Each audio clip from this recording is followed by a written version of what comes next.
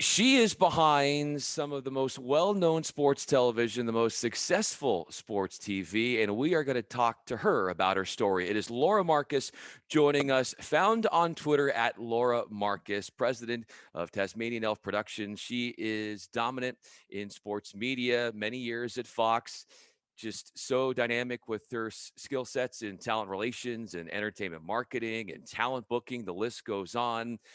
I'm Bryan Fenley. I'm a national anchor at Fox Sports Radio. And Laura, certainly look up to you and the work you have done. It's like I turn on the television and I'm like, oh, there's something that Laura had her hand in. It's like you're all over the place. And this is an opportunity, I thought, to highlight you because you've done so many great things in this business. And I thought that why not tell your story? So I appreciate you for doing this. And as much as people look up to you in the business and what you've been able to accomplish, I wanted to start out here and ask you this to begin.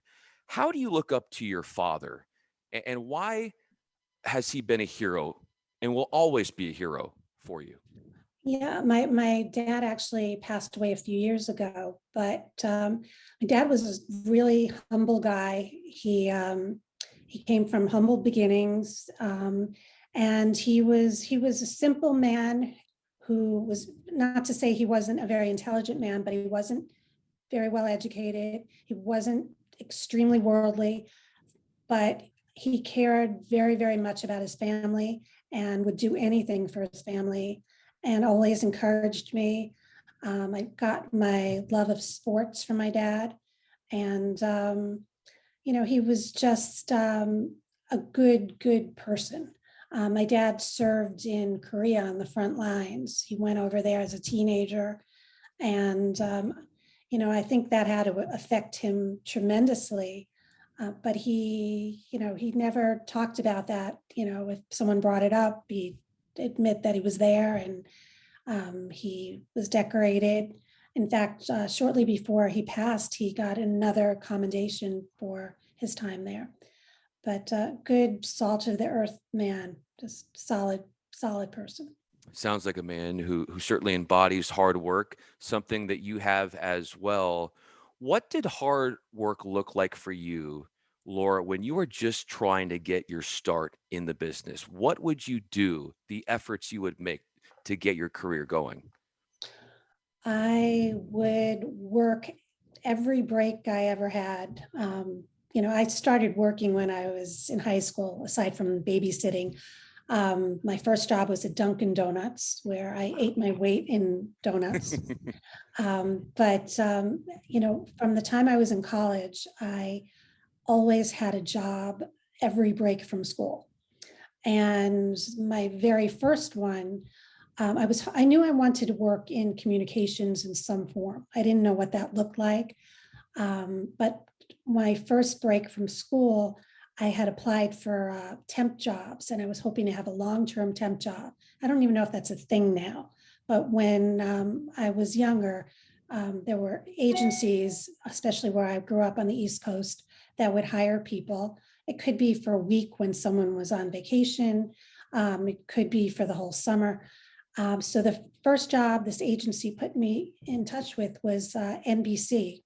And I worked there for a week while someone was away, and I was hoping I'd get more of those. And it was very cold. I was on a floor where Saturday Night Live was being shot, and I'm like, this is the best. And the next week, the agency called and they said, well, we have good news and bad news. We have another assignment for you. That's the good news. And more good news, they want you for the whole summer, which is great. The bad news is it's at an accounting firm. And I said, oh, an accounting firm. But this way I knew I was going to have a solid job all summer. And I said, all right, I guess I'll just have to wait to do more internships or do something later on. And the moral of that story was it was an accounting firm that represented, one of their clients was ABC. And I talked to everyone. My job actually for the summer was the assistant tax librarian. And that was before everything was digitized. We would get these massive mailings every week with updates like daily to update all the tax codes. and all the partners and all the managers would have these volumes in their office. And I'd go around from office to office with my little rubber finger, and I would take out page 365 to 367 and replace it with whatever. It was totally mindless, but I was very efficient at it. And I'd go around and I'd meet everybody. And by the end of the summer, one of the partners said, I know you don't want to work in accounting. He knew I was a communications and film major. And he said, I'll get you an internship at ABC next year. And that's actually how I got every other job after that. And we're joined by Laura Marcus. I'm Bryan Fenley. How big is your Rolodex now compared to a yellow book? Because I would have to think they're very close in size. I don't know, since it's all digitized now. It's a lot of contacts. I guess I could look at my phone and see, but thousands. And a lot of times they're outdated, especially athletes. They could be outdated the next month. But what I do have is the ability to get it again.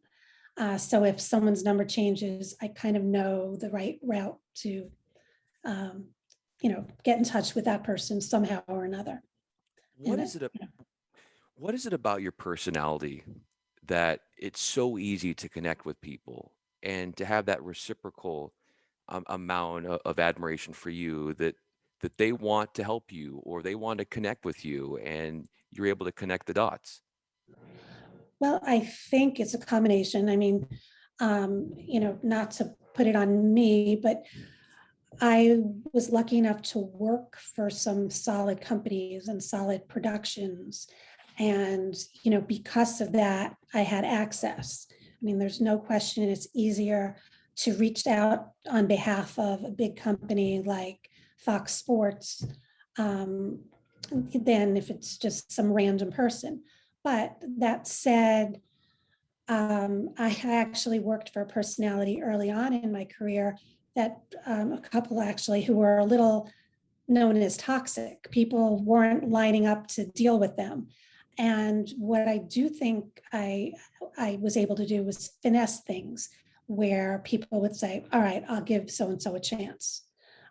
So once that happens, the one thing I could say is I've always been really honest with people. I'm not the kind of person who could sell ice to, whatever the expression is. I realized it would be Sure. politically incorrect to use it now. But I just, if I believe in something, I can sell it. And I'm not going to blow smoke. So if I say you should come on, you should do this show, you should do this piece, you should do whatever, I really believe they should. And if I don't believe it, I'll tell them, hey, I'm not sure, but this could be for you. Or I try not to get involved in it at all. So, back in the day at Fox, when I was there for a long time, I was obviously doing everything on behalf of the company. But if something I thought was silly, I would just tell the producers, look, no one's going to do that, or, find another approach. They're not going to do it. Now, when I do things on behalf of myself or for clients who are coming to me, do you think we could do this? I'll just be blatantly honest, like yes or no, or you're going to have to change it because no one's going to want to get involved with this because it's controversial or however it is. Do you look at your biggest singular badge of pride, achievement that you've had over your career? Well, besides longevity, because I think there's something to be said for that. That I knew a lot of people who I went to school with who wanted to work in media, and then, they gave it up. First of all, when you're first out of school, those jobs usually don't pay anything. And you really have to stick with it and say, okay, this is what I want to do. And ultimately, a lot of people just walked away and went into other areas. And that's maybe because it's part of my stubborn streak, but I decided that's what I wanted to do. I couldn't think of anything I wanted to do more. And I've somehow made it work and made a consistent career for a long time work. But I guess this is going to sound weird, but I really am proud of Michael Strahan's career and the part that I feel I played in it. Tell me what in particular, because he seems to be such a natural, and you saw something in him. What did you see early on that indicated to you that the transition for him from professional sports to television would be, or at least to the public, seem as seamless as it has? I was a Giants fan. I grew up a Giants fan. So he was on my radar. And I saw him do a few interviews or a few sound bites here and there. And I just liked his personality. I liked his gap tooth smile. I just liked him. But he was, he was known as a little tough guy with the media too back then. And I had just started working on a show called Best Damn Sports Show, period, that was probably my favorite job of all the jobs I've ever had. And I was in charge of talent relations on that show. And part of it, because it was a startup show, was for me to go out and try to get FaceTime with as many athletes and celebrities as I could. And I used to go to a lot of the celebrity pro-am golf tournaments, and, scour the place for, name people who I thought had personality. And he was on my radar. Michael was on my radar. He was playing in an NFL golf tournament down at La Costa and in the San Diego area. And I said, okay, I had a few people on my list that day that I wanted to try to talk to, but he was number one on my hit list.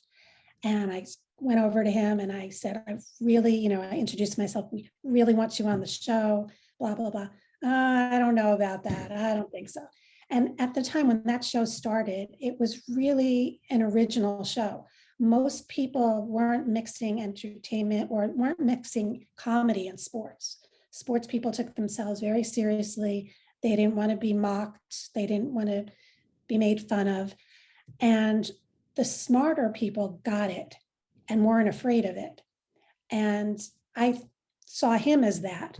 But he was like, yeah, I don't know. He just thought it was too silly, I think. He wasn't really making himself clear, but he said no. But we were chatting and he was about to tee off and he said, well, come along, So I rode along. He was playing in a fivesome with some executives from Fox and I tagged along. And one hole turned into two holes, turned into 18 holes with me just riding along. But it was such an entertaining day and we bonded. And by the 18th hole, he said, or maybe it was the 19th hole, he said, okay, I'll come on that show. And he came on, he had a good time, and he decided he was willing to make a deal with us where he would come on every week, win or lose. He came on, I can't remember if it was Monday or Tuesday, but a lot of guys, if they lose, or they're hurt or they're, cranky, they'll blow off a media appearance. He never did. He was there every single week. And there were times where something controversial happened and the producer said, oh, he's going to blow us off. He's not going to do it. And I'm like, no, he'll do it. And he was game for anything. On Halloween, I remember we sent him fake teeth where I marked out a black mark for the gap. They were sorry, Count Dracula teeth, and we made him Count Gapula. And sent them to the studio in New York, and he had a cape, and anyway, he was Count Gapula.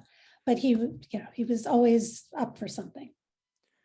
What do you think during that golf outing, what was it that you said that convinced him to change? What was that? When did you sense that change? I honestly didn't know he was going to say yes until the very end. We had a good rapport, and I think it helped that he saw that the people I worked with, liked me, and they were higher up at Fox. And I think he always knew he wanted to go into media or broadcasting before he ever led on to anyone else. And I think he maybe saw like, yeah, maybe why not? And he was smart enough to also know that he can control that show. Some people, as I said, were intimidated with the humor, but he knew he could handle it. And, to your point about when did I know he could handle anything, just over the course of those appearances, we had so many guests on those shows over the years. And a lot of times I would just zone out when they did their interviews. He was so engaging. Wow. I really, really looked forward to it every week. And, and he just got better and better and better. And now look at him now. We're Yeah. joined by Laura Marcus. I'm Bryan Fenley. And when you think about your time with Best Damn Sports Show, what is it about that show, Laura, that you think was sort of ahead of its time? Well, I think we were willing to have fun and poke fun at sports figures, and mix, sports and entertainment, when at that point a lot of the industry, sports and entertainment, was very separate. Fox was the first sports network that was on the West Coast. I mean, now, there are, I guess, Spectrum and Sure. ESPN has a presence, but all the others, CBS, NBC, everything was on the East Coast.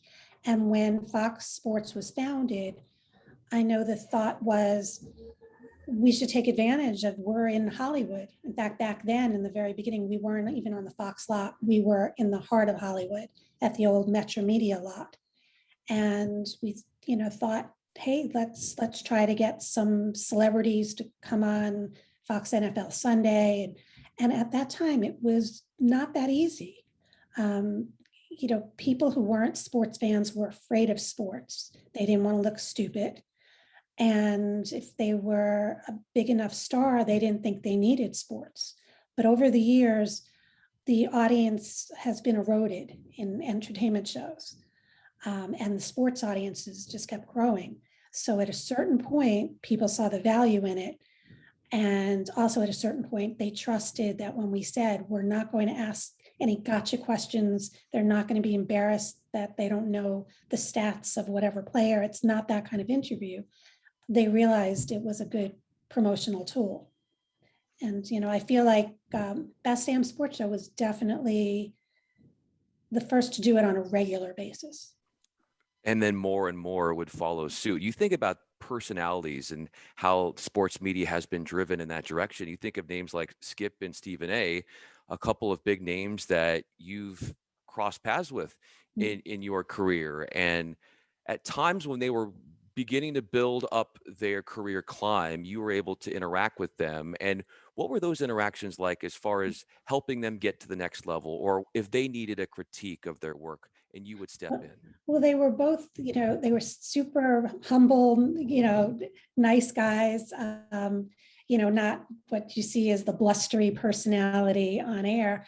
I first got to know them when I was working on Jim Rome's show, The Last Word, which was on Fox. And, they were always looking for personalities with a point of view because, Jim required a point of view.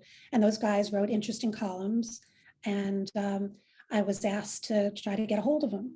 And this is also before, it was before everyone would just Google things. And, so tracking people down was a little harder than today. It also was before you could just email everybody. So you would just call and hope they picked up. And it's just the whole interaction, then versus now is so different. So I used to talk to them on a regular basis. And they would call me back and they'd say, yes, I could come on in this time. And, we work it out. And then afterwards, I remember in particular, Stephen A would say to me, too much? Was it too much? And I'm like, no. It was good. It was fun. It was high energy. It was, so he was cultivating his persona, which has served him well. But I'm pretty sure I was the first person to put them on a national platform. I'm pretty sure. And they've acknowledged that because I've seen them since. And Yeah, I saw you tweet that. I was looking at your tweets and I remember there was something where you said that it wasn't that you discovered them, but you saw their talents and that you wanted to take them to the next level. And like you said, I'm sure they are forever grateful for what you did. Well, I interacted with them on a regular basis because they were good. So we would, go to them a lot, and I was their point of contact, and I had a good rapport with them.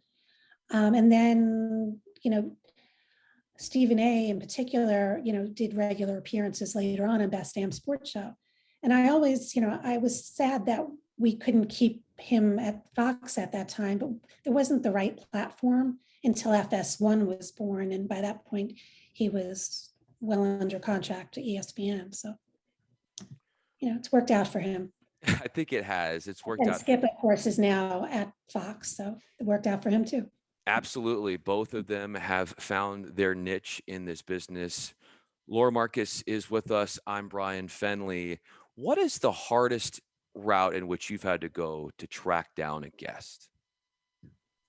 Uh, the hardest, I Like, just, yeah, before email, before cell phones, like what would you have to do the zany creative ways to get in well, touch with certain I, people? I did once send a whole package of swag to Tiger Woods' home in the South Bay because someone gave me a tip that where he lived. And I Awesome. thought, oh, if I send a nice enough note with swag, that'll charm him. Well, it got it returned with a denial that he lived there. So yeah, that didn't really work. But yeah, I would do things like that. What has worked is some of the recent stuff you're doing now, and we need to talk. If I'm not mistaken, it is something you're a part of on CBS Sports Network. Give us a sense of your role there and how you bolster that piece of programming. Well, that programming is really it's a great show. It's a great show, and I don't know how many people really know about it, but it's an all-female hosted sports show, and it has a rotating group of very esteemed women broadcasters and former athlete broadcasters. And as I said, it rotates from month to month. They do one monthly show. Actually, last month they ended up doing two because of the Masters. They did a special program that they aired on. Sometimes they do a special edition that will air on the main CBS network as opposed to the cable division. And they usually do a topical thing, whether it's on the March Madness or the Masters or just coaching in general, that type of thing. And I get them their guests. So, for that, I'm talent booking, which is, something that it's one of my early skills I picked up, but it's served me well, and I use it regularly. You've been to the Olympics among many of these sporting events, the profile sporting events that you've been to. What is the one eye-opening experience that resonates and is embedded in your memory the most from a time when you were at an Olympic Games? I think attending the opening ceremonies for the Sarajevo Games was I'd hate to think that that was a peak experience since that was basically my first experience, but it was really special. I mean, that was super special. And just the fact that I even made it there was special, and that I had really good seats for it, and I was there, and I was like, wow, how did this happen? And somewhere in ABC's vault exists a video of me saying, hi, Mom, and waving during opening ceremonies. I think I have it on a 3/4 inch videotape. So good luck to me getting it off of there. How hard was it to get there? Well, from the time I started interning when my sophomore year of college, I was at ABC, who had the rights to the Olympics at that time. And I sort of made that my goal, that when I graduated, I wanted to work on the Olympics. I never really had a plan in my career. I always wanted to do something interesting and be around interesting people and events. And at that time, everyone was talking about the Olympics at ABC. So I'm like, I want them to hire me. So, I kept going back to different jobs, but most of my jobs over the breaks ended up being at ABC Radio Sports. Well, it started at ABC Radio and then sports. I was in the traffic department at first, not the traffic reports, but Sure. commercial traffic. And that office was right next to the sports director for ABC Radio Network's office, who was a personality and a half. I mean, you could do 3 podcasts just about him and his life and career. But he took a liking to me, and he knew I wanted to go to the Olympics. So we stayed in touch. And when I graduated, the only job I was able to get at ABC, because that's where all my energy was in station advertising services. And I was like, well, I guess I'm not going to the Olympics. And I was about 6 months into the job when I got a call, like probably a month before the Olympics were set to start. And I heard from this former boss, and he said, do you still want to work the Olympics? He used to call me Marcus. He goes, Marcus, you still want to work the Olympics? And I said, yeah, I'd love to. And he said, well, I have a job for you. He said, it's like a PA/my assistant, whatever. And you can go to the Olympics. And I'm like, that's great. And then I had to kind of get out of the other job that I was only 6 months into, but they all knew I wanted to do that. So they were really supportive and great. And next thing you know, I had my ABC uniform and I was on my way to the Olympics. And it was really great because I had given up on the idea of going, and then to get the delayed satisfaction of it, that was even sweeter.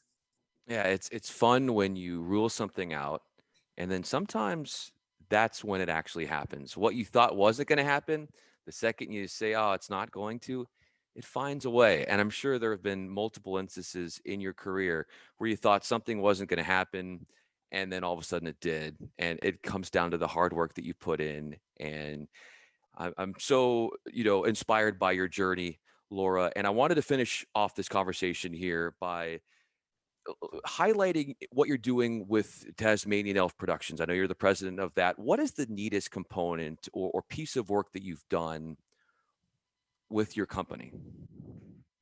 Well, what's fun is I get to work with different people on different projects, and I like to take on things that I think will be enjoyable.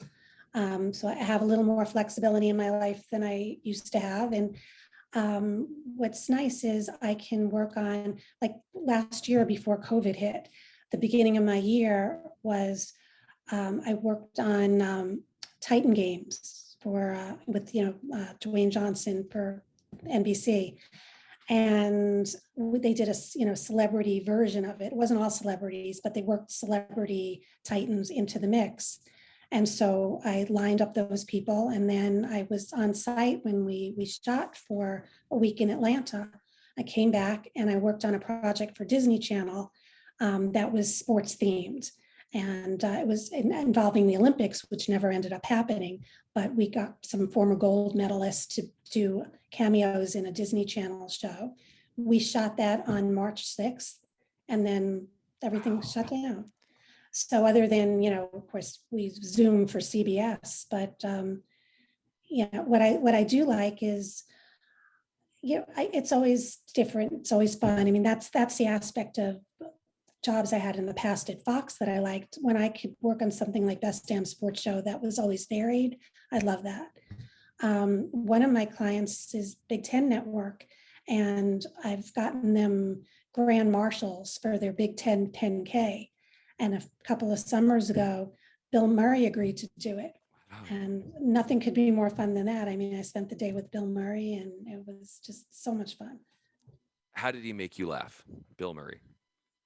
Just being Bill Murray, just all he has to do is look at you a certain way. He's so chill, and just, and just watching him enjoying being Bill Murray and the reaction he gets from just being among the crowd, and they notice who he is. And it's fun. So. And I love to see the reaction of you knowing that you helped facilitate Bill Murray there, and to see the reaction he got knowing that you were such an important part to making that happen. Laura Marcus on Twitter at Laura Marcus has been such an integral part of sports media, does so much great work from Fox and beyond to now CBS Sports Network. The list goes on. Talent relations, talent booking, among many other things. I'm Bryan Fenley, a national anchor at Fox Sports Radio. Laura, thanks so much for doing this. I really enjoyed this. You're very welcome. Thank you for having me. Thanks for thinking of me.